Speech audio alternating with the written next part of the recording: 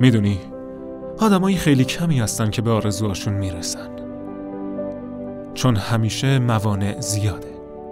کنار هر آرزو و خواسته‌ای تلخی و سختی زیادی وجود داره.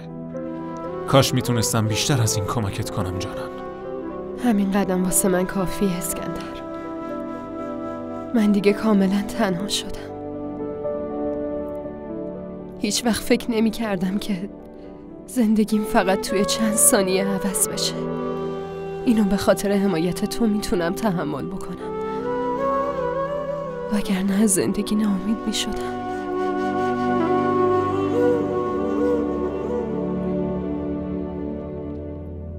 میخوام یه چیزی بهت بگم.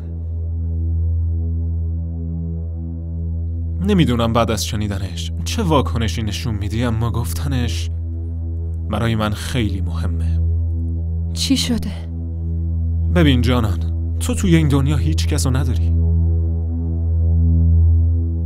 الان تنهایی.